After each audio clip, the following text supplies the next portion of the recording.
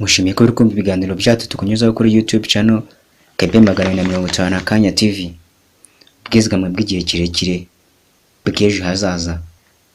Ese ubwizigame ni iki? Mbere na mbere tuanze twumva ijambo kwizigama, kwibikira, teganya hazaza hejo n'ibindi byinshi bikuye muri iki kiganiro. Uradukurikira kuri YouTube channel KB 250 Akanya TV. Ubwizigame bw'igihe kirekire ejo heza ni iki? Iyi ni gahunda ya leta y'u Rwanda igamije gushishikariza abanyarwanda bose ndetse n'abanyamahanga batuye mu Rwanda babyifuza kuzigamira izabukuru zabo.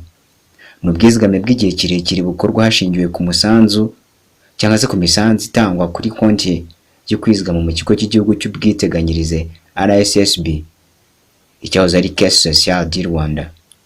Iyo konti buri wese ayifungura akoresheje telefone ye, SIM card imubaruyeho cyangwa se akoresheje internet www.ejoheza.gov.rw. Konti yo kwizigama y'ejo heza ibarirwa muri RSSB ihuzwa n'indangamuntu y'uwizigamiye. Iyo ari umwana utarafata indangamuntu ye, ihuzwa n'indangamuntu y'umubyeyi cyangwa umurera, maze ikoranabuhanga rikongeraho umubare 01 iyo ari umwana, cyangwa se 02, ubwo no kuvuga umwana wa mbere ni 01, hanyuma umwana wa kabiri akaba 02. Iyo ngiyo yari umwana kandi wa gatatu nanone birumvikana ko azongerwaho 03 na 04 bitewe n'igihe aba bana bavukiye. Ibi ngibi bikorwa hagamijwe kugaragaza itandukaniro hagati ya konti y'umubyeyi n'iz'abana be. Uwizigamiye iyo agejeje imyaka y'izabukuru, ubwizigame bwe abwishyurwa nka pasiyo ye ya buri kwezi. Agaciro ka pasiyo ihabwa uwizigamye kagenwa hakurikijwe umubare w'amafaranga yose yazigamuye, hiyongereyeho inyungu ku ishoramari rizakorwa kuri ubu bwizigame. Leta izagena ikigo kizajya kibyaza umusaruro aya mafaranga y'abanyamuryango, noneho buri mwaka kikajya gishyira inyungu y'ubwizigame bwa buri munyamuryango kandi akabibona mu butumwa bugufi kuri telefone ye. Hanga ushobora kwibaza uti ubwizigame bw'igihe kirekire ejo heza bwubakiye ku itegeko n'amateka ameze ate? Reka turebe neza nk'uko hari amateka amwe n'amwe cyangwa se amategeko amwe n'amwe agenga ibikorwa bitandukanye, cyane cyane igihugu cyubahiriza amategeko nk'iki ngiki cyacu cy'u Rwanda. Iki ngiki tubona ko ubwizigame bw'igihe kirekire ejo heza bwubakiye ku itegeko n'amateka bikurikira: itegeko nomero 29/2017 ryo kuwa 29 z'ukwezi kwa gatandatu 2017. Iri ngiri rishyiraho ejo heza nk'ubwizigame bw'igihe kirekire, long term saving scheme RTSS. Iteka rya Minisitiri w'Intebe nomero 58/03 ryo kuwa 4 z'ukwezi kwa 4 2018 rishyiraho umuyobozi ushinzwe imicungire ya ejo heza, ubwizigame bw'igihe kirekire, ari we RSSB administrator. Hakaza kandi iteka rya Minisitiri rigena uburyo bukoreshwa mu gutanga ibigenewe umunyamuryango wa ejo heza, ubwizigame bw'igihe kirekire RTSS benefits. Iteka rya Minisitiri rigena ibindi bikorwa bishishikariza abanyamuryango kwitabira ubwizigame bw'igihe kirekire RTSS n'uburyo bitangwa RTSS incentive. Ahangaha ushobora kwibaza uti ese kwizigamira muri ejo heza cyangwa se muri ubwizigame bw'igihe kirekire hano mu Rwanda, leta y'u Rwanda yabifite muri uruhare rwa leta cyangwa se ubwunganizi bwa leta? Kuba umunyamuryango wa ejo heza ntibishingira ku byiciro by'ubudehe gusa, ariko leta iyo igiye gutanga uruhare rwayo ku banyamuryango ba ejo heza, ubwizigame cyangwa se ubwunganizi incentives, irutanga ishingiye ku byiciro by'ubudehe. Birumvikana neza, iyo umunyamuryango wa ejo heza ari mu cyiciro runaka, leta imushyiriraho ubwunganizi cyangwa se icyo bita incentive mu ndimi z'amahanga, ishingiye ku cyiciro uyu nguyu cyangwa se uyu munyamuryango arimo. Tuvuge rimwe, iyo umunyamuryango wa ejo heza wo mu cyiciro cya mbere cyangwa se cya kabiri cy'ubudehe bashoboye kwizigamira amafaranga y'u Rwanda ari hagati y'ibihumbi 15 na 18 ku mwaka, leta umwunganira imushyiriraho andengana nk'ayo ngayo 100% nayo yashyizemo muri uwo mwaka nyine. Iyo umunyamuryango wa ejo heza wo mu cyiciro cya gatatu cy'ubudehe bashobora kwizigamira amafaranga y'u Rwanda ari hagati y'ibihumbi 18 na 36 ku mwaka. Ahangaha leta y'u Rwanda cyangwa se leta imwunganira imushyirira ahandi angana na 50% yayo yashyizemo muri uwo mwaka nyine. Ikitonderwa, abo mu cyiciro cya kane ntibunganirwa ahangaha.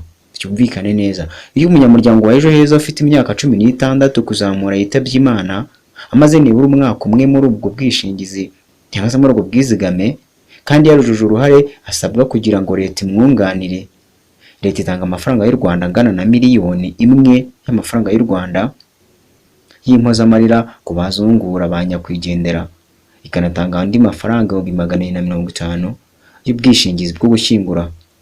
Ibingibi babyita isanduku yo gushyinguramo nyakwigendera. Ikitonderwa kuri ahangaha, uruhare rwa leta 100% na 50% gushyingura umunyamuryango n'impozamarira bizatangwa mu myaka 3 gusa uhereye igihe Ejo Heza yatangirijwe ku mugaragaro mu nama y'igihugu y'umushyikirano ya 2018, kuva ku wa 14 z'ukwa 12 mu 2018 kugeza ku wa 14 z'ukwa 12 mu 2021. Byumvikane neza. Ese aya mafaranga twizigama muri Ejo Heza tuzatangira kuyabikuza ryari? Ku myaka 55 gusa nibura uwizigamiye muri Ejo Heza yemerewe gutangira guhabwa konti ku bwizigame bwe nka pansiyo ya buri kwezi. Ahangaha byumvikane neza, ntibivuze ko abagejeje cyangwa se abarengeje imyaka 55 batarebwa n'iyi gahunda yo kwizigamira izabukuru zabo. Bagomba kwizigamira, bazagira aho bananiwe bakeneye kuyambwa n'ubwizigame bwabo bakabisaba bagatangira kubihabwa. Uburyo bwo kwiyandikisha cyangwa se kwiyimura, kwizigamira no kureba amafaranga ugejeje muri Ejo Heza RTSS. Umunyamuryango wishivuza kwiyandikisha muri Ejo Heza ntamuga ko bisaba, hasabwa kuba afite simukadi ya MTN, Airtel ndetse na Tigo ibaruye ku ndangamuntu ye.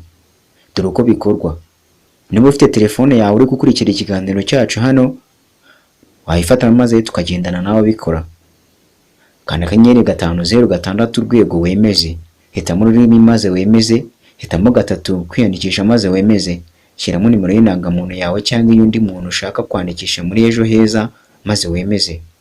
Shyiramo nimero ya telefoni ikubaruyeho cyangwa ibaruye kuri uwo muntu ushaka kwandikisha, hitamo umuriro, hitamo ururimi ukore maze hitamo umurimo ukora maze wemeze, hitamo uburyo bwo kwishyura buri kwezi, buri gihembwe, amezi 6, umwaka maze wemeze ubwo ushaka.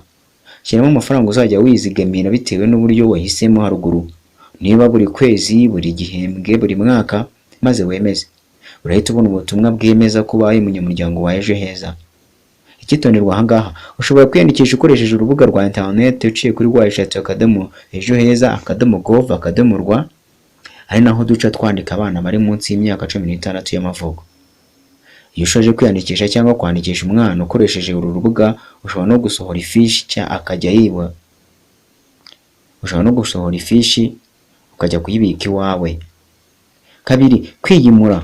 Kugira ngo tuzamure imibare y'abanyamuryango twese imihigo mu karere kacu, mu mirenge n'utugari wacu, ni ngombwa ko abafatiye indangamuntu ahandi hagaragara cyangwa se hagaragaza ko ubungubu baherereye mu kandi karere.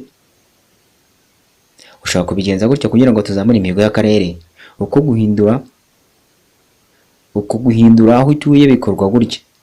Wakanda akanyenyeri 506, uhitemo ururimi, uhitemo 7 konti yanjye, hitamo 4 guhindura aho utuye wemeze. Ahangaha ushaka uri mu ntara zitandukanye yaba n'umujyi wa Kigali, biba byiza kuzamura akarere wavutse imirangamuntu cyangwa se wavutsemo mu bundi buryo. Ni ubwizigame bwiza cyane.